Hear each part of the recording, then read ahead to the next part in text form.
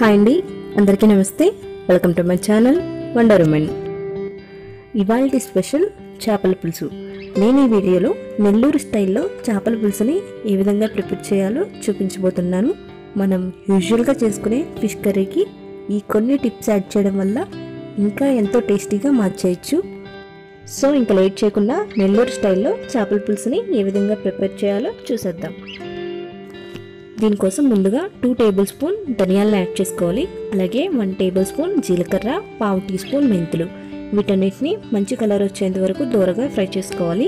ఇవి బాగా ఫ్రై అయిన తర్వాత మిక్సీ జార్లో తీసుకుని ఫైన్ పౌడర్లా గ్రైండ్ చేసుకోవాలి.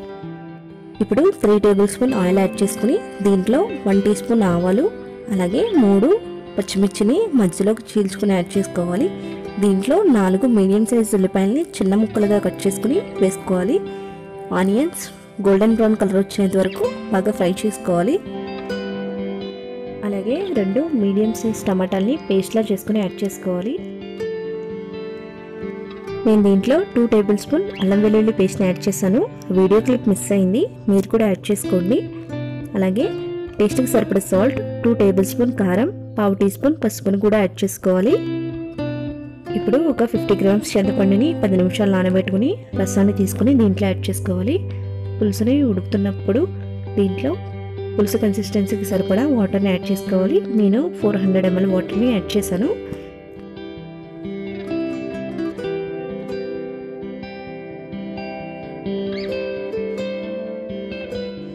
దీంట్లో కొద్దిగా కరివేపాకును కూడా యాడ్ చేసుకోవాలి.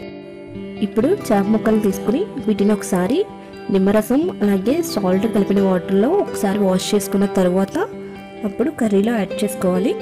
ఇలా సాల్ట్ అలాగే నిమ్మరసంలో వాష్ చేసుకోవడం వల్ల ఈ చేప ముక్కలు అనేవి నీసువాసన రాకుండా ఉంటాయి. వీటిని ఒకదానిపై ఒకటి కాకుండా ఇలా విడివిడిగా సపరేట్గా వేసుకోవాలి. ఒకసారి కలుపుకుని స్టవ్ని మీడియం ఫ్లేమ్లో పెట్టుకుని దీన్ని కుక్ చేసుకోవాలి. ఇది సగం కుక్ అయిన తర్వాత మనం ముందుగా ప్రిపేర్ చేసి పెట్టుకున్న మసాలా పౌడర్ని దీంట్లో యాడ్ చేసుకోవాలి. ఈ ఫిష్ కర్రీ ఆల్మోస్ట్ కుక్ అయిపోయే టైంకి మనం పుల్లగా ఉండే చిన్న మామిడికాయని సన్నగా ముక్కలుగా కట్ చేసుకుని ఇలా వేసుకోవాలి. ఇప్పుడు గరిటె పెట్టకుండా గిన్నెని ఇలా క్లాత్తో పట్టుకుని తిప్పుకోవాలి. గరిటె పెట్టినట్లయితే ముక్కలు చెదురైపోతాయి. ఇప్పుడు ఒక 10 మినిట్స్ పాటు లో ఫ్లేమ్లో కుక్ చేసుకోవాలి. పులుసు కన్సిస్టెన్సీ అనేది ఈ విధంగా ఉండాలి, మరీ చిక్కగా ఉంటే బాగోదు. ఫైనల్గా కొద్దిగా కొత్తిమీర చల్లుకొని స్టవ్ ఆఫ్ చేసేసుకోవాలి.